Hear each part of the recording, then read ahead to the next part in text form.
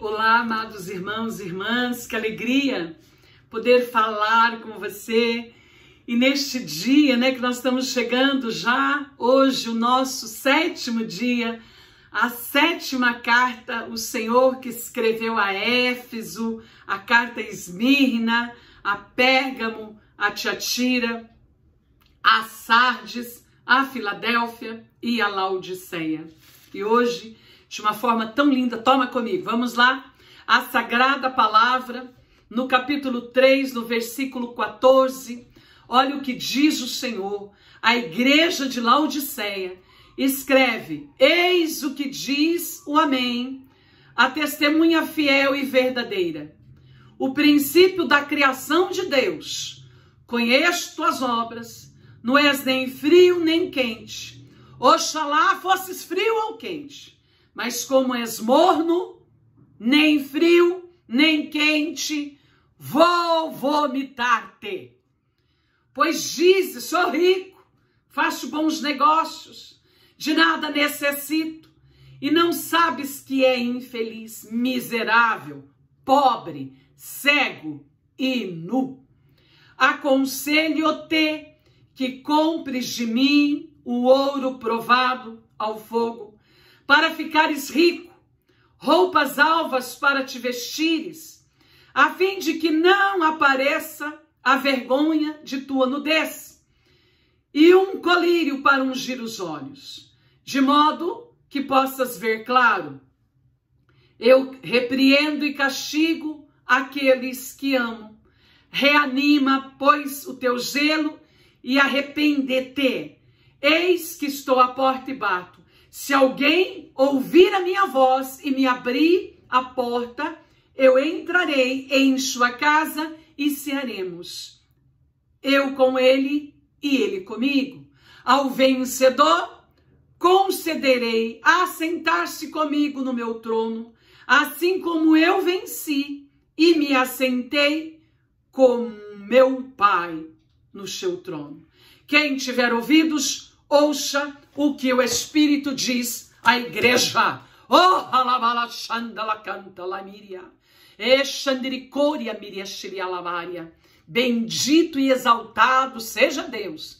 Eu invoco nesta hora o sangue de Jesus, porque você não tem noção o quanto foi difícil gravar esse vídeo. Porque grande e poderoso é Deus, e Ele é quem está no controle de todas as coisas. Eu invoco agora o sangue de Jesus da cruz sobre todo este momento em que nós vamos partilhar, e hoje haverá um grande momento de libertação e de salvação e de libertação pelo poder do nome, pelo poder do sangue de Jesus. Amado irmão, essa última carta, na verdade, é a mais lamentável, essa carta de Laodiceia, porque a igreja, imediatamente antes do segundo advento de Cristo, estava na fase mais corrompida.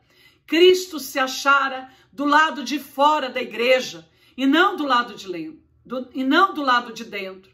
Simbolicamente, devemos entender que esta igreja merece, na verdade, é por isso que o Senhor dizia que a vomitaria por causa da sua mornidão. Era morna.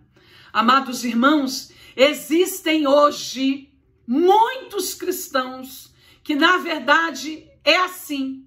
Não é nem frio, tampouco é quente. É morno. Tem uns que estão lá e cá. E Laodiceia, na verdade, está falando exatamente desses cristãos. E nós vamos fazer este pequeno caminho. Laodiceia representa mais do que a indiferença, representa a frieza espiritual, representa a apostasia. Literalmente, eram cidadãos sem pátria, pois tinham perdido aquela terra espiritual em que se achava a pátria da alma. O que eles precisavam era recuperar o lar da alma. Cada igreja local de todos os séculos, na verdade, exige algo de todas as 7 igrejas do Apocalipse, mas a igreja, esta igreja, de uma forma muito especial, parece com a igreja dos fins dos tempos.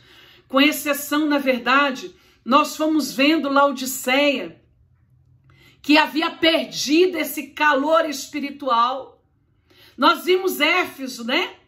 Vivendo por tempos tão difíceis, mas tinha um calor espiritual. Vimos Esmirna, lealdade ao nome do Senhor. Pérgamo, com a sua fé. Tiatira, no seu remanescente.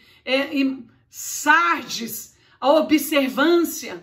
Nós vimos da palavra os labores de Filadélfia. E agora nós chegamos a essa triste e terrível final do testemunho da igreja de Laodiceia. O fato deles terem abandonado aquilo que lá em Éfeso, lembra que o Senhor havia dito? Abandonaram Éfeso, o Senhor estava pedindo volta ao primeiro amor, porque estava frio. Aqui não.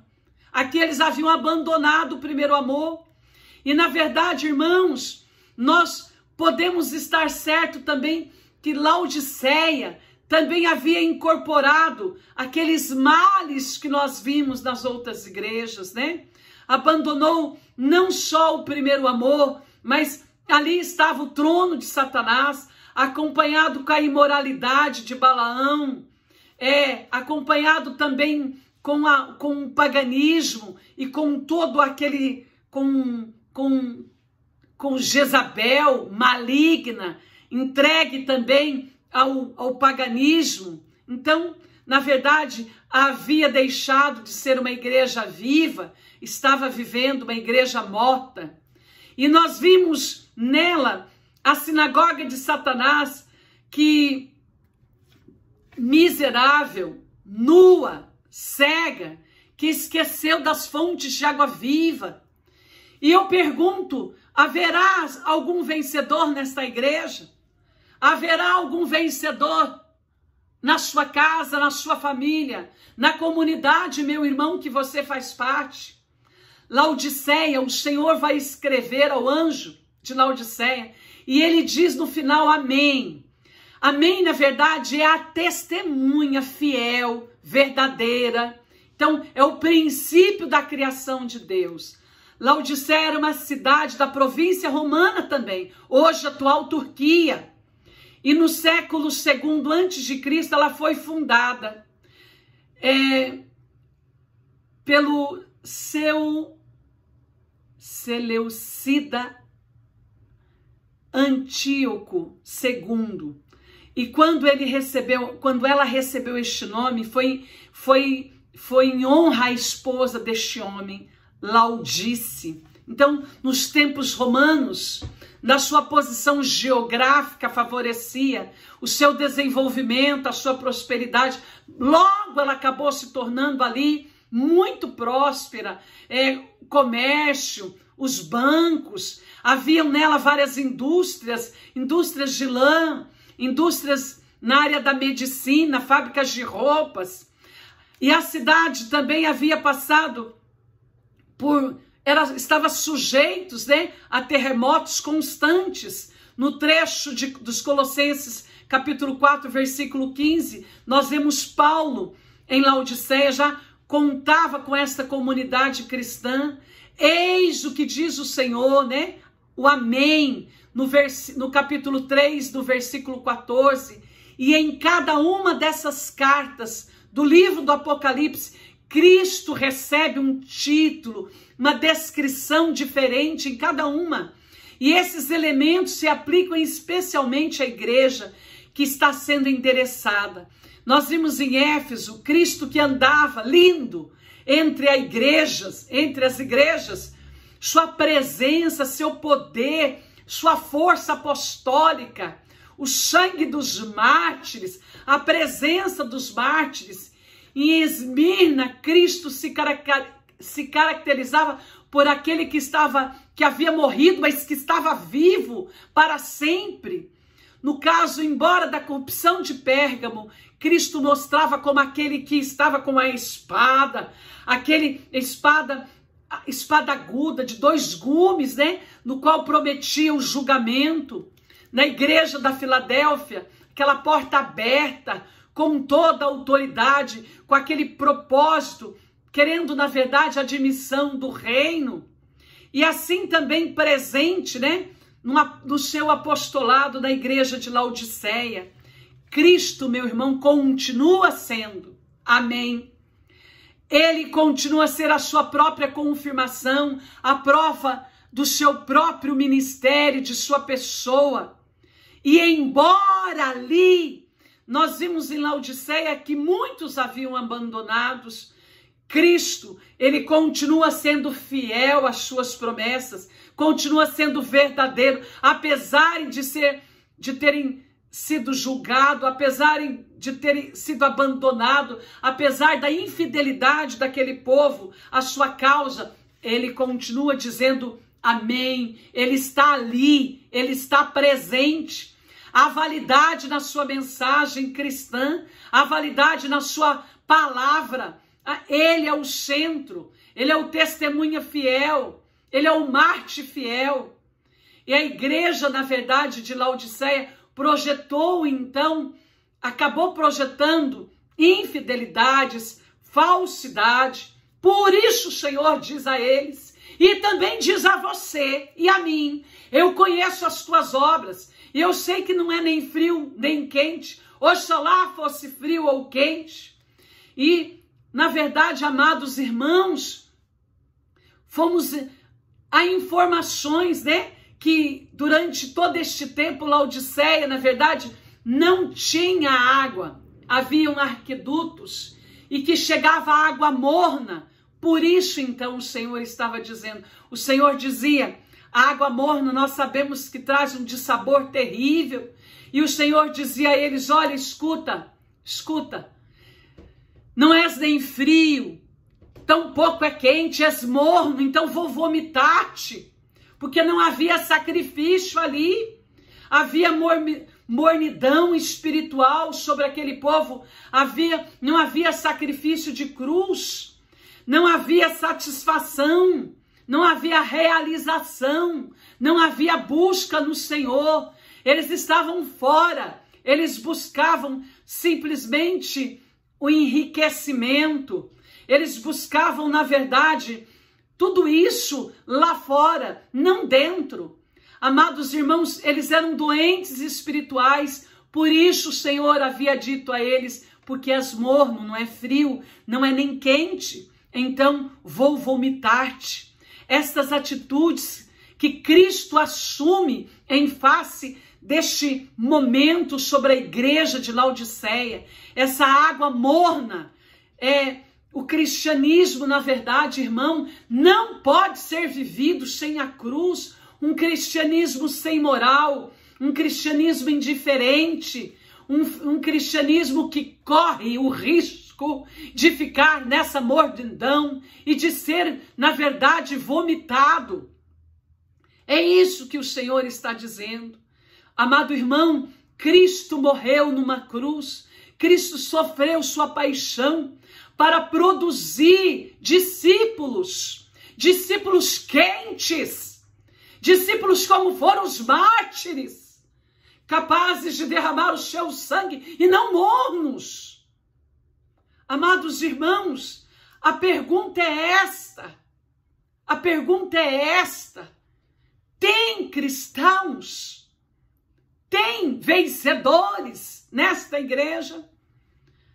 Na verdade, cabe a mim e a você responder se somos morno, corremos o risco de sermos vomitados pela boca do nosso Deus, pela boca da divindade. E o Senhor diz, porquanto dizes, sou rico, estou enriquecido, de nada me falta, de nada sabes, que és um coitado, é um miserável, é pobre, é cego. Amado irmão, neste período, no ano 60, 61 depois de Cristo, nós sabemos que ali houve um terremoto E eles não precisaram para edificar, eles não precisaram de ajuda do imperador, porque eles eram ricos. Então, as suas vastas riquezas reconstruiu toda aquela cidade. Os cristãos dali, na verdade, não tiveram nenhuma dificuldade em provocar a ira das autoridades civis, cooperavam com o culto do imperador, que exigia que eles fossem adorados. Na verdade, significavam que eles tão pouco colocavam, eram lá e por isso eram mornos. Na verdade, eles escaparam da perseguição, do martírio.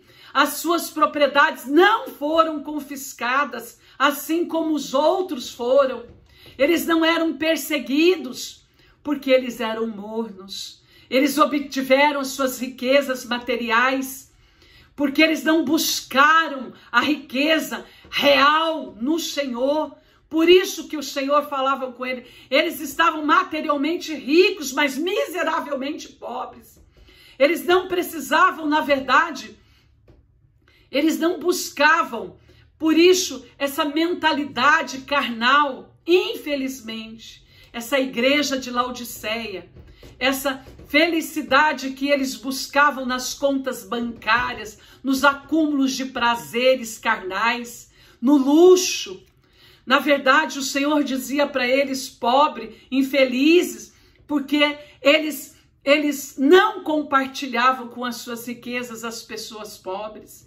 Cegos, porque essa igreja de Laodiceia, na verdade, contava com uma medicina, com remédios, com produtos medicinais, inclusive na área para os olhos, contavam porque eles eram cegos espirituais. Então, eles não queriam combater a cegueira espiritual. Nu, dizia o Senhor, porque eles eram famosos com aquelas indústrias, excelentes peças de vestuárias, vestiam com elegância, mas andavam nu.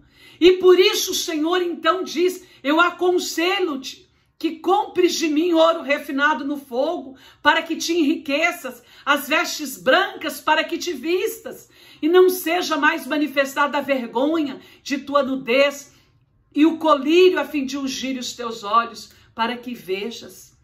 O Senhor aconselhava aquela igreja, como hoje aconselha eu e você. Precisava de um conselho diretamente do céu, de um conselho divino. E ele, por causa da ignorância deles e também da nossa. Então, reduzido estavam ele a penúria espiritual. Precisavam de uma intervenção divina para constituir, então, esse próprio convite ao arrependimento, à restauração que Cristo pede, que Cristo coloca, para que seja real. Isso, irmão, Deus não pode colocar a goela abaixo.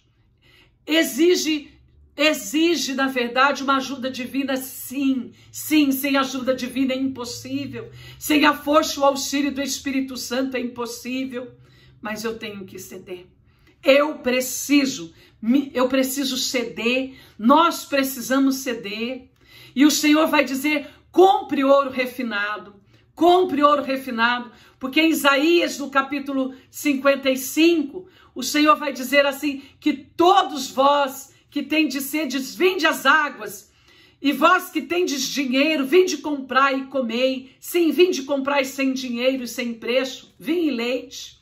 O Senhor ainda vai dizer em Mateus, no capítulo 13, no versículo 44, onde se aprende que o reino dos céus é como um grande tesouro, ou uma pérola de inestimável valor. O reino de Deus vale qualquer sacrifício.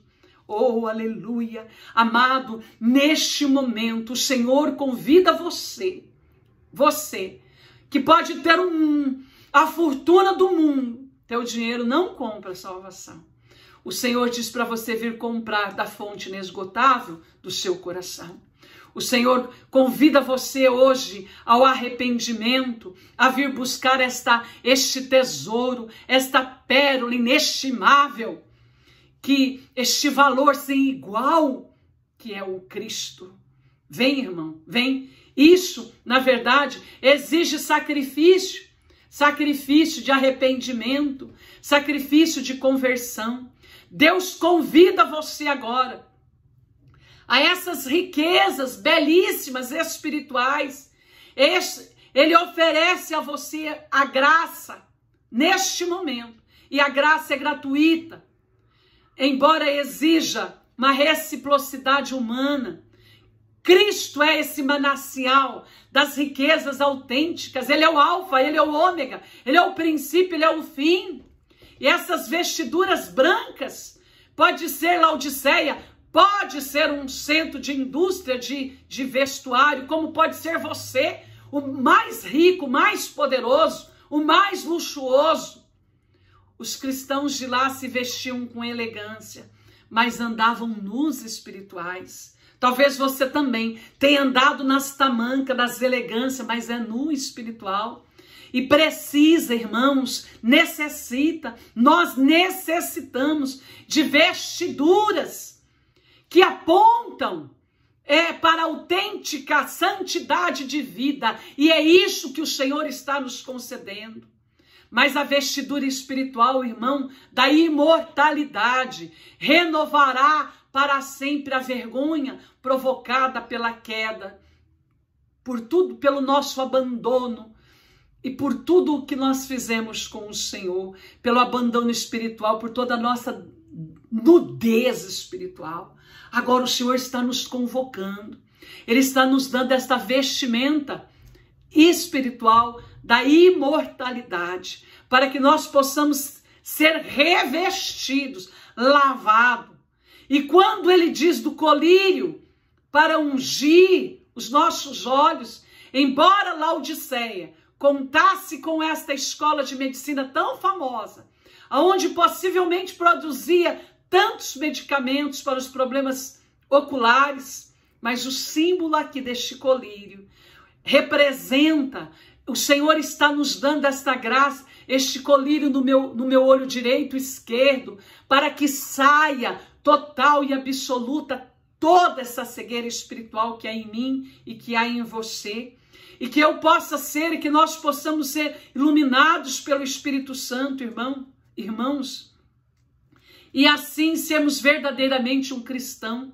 Trata-se agora de um dom do Espírito Santo e que Ele está nos dando neste dia, neste momento, ao terminarmos este 7º dia, esse caminho, né, tão profundo, esta operação do Espírito Santo.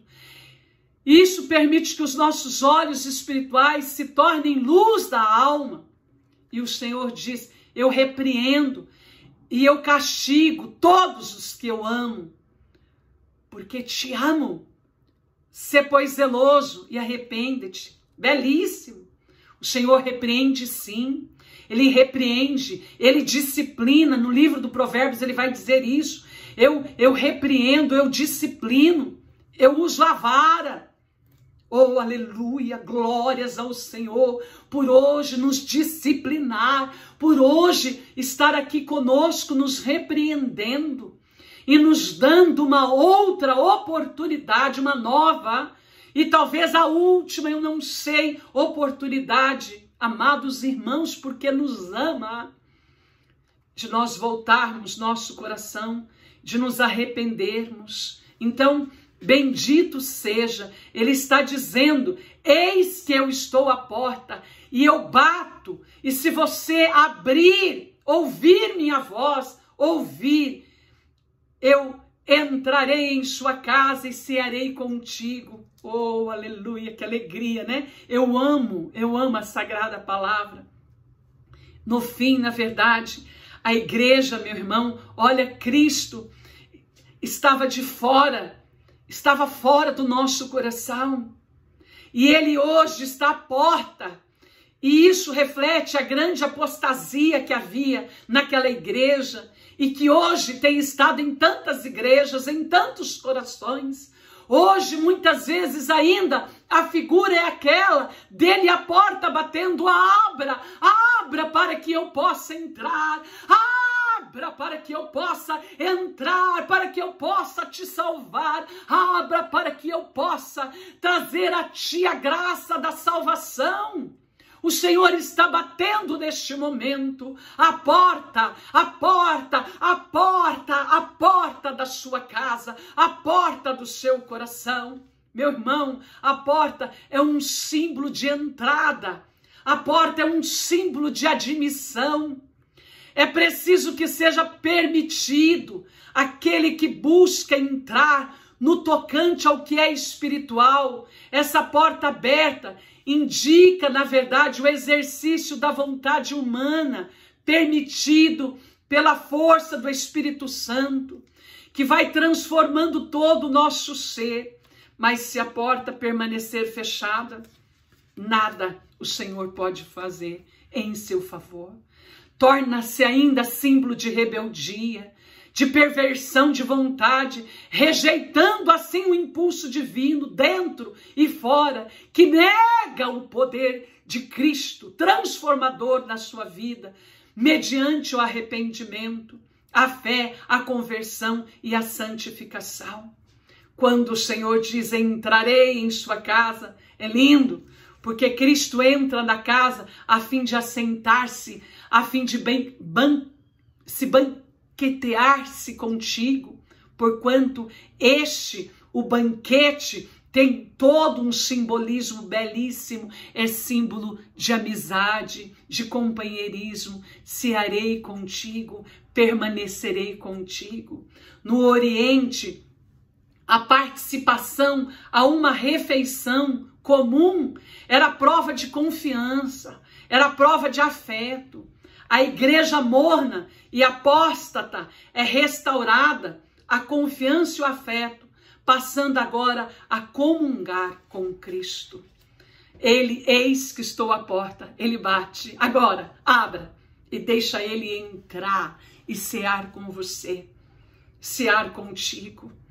E ao vencedor ele diz, eu concederei a sentar-se comigo no trono, no meu trono, assim como eu venci, assim como eu sentei com meu Pai no trono. A promessa é feita, irmão, a você. Oh, aleluia, oh, bendito, oh, adorado, é sentar-se, é ser este filho amado. Os mártires sentarão com o Senhor, os mártires já estão sentados com o Senhor.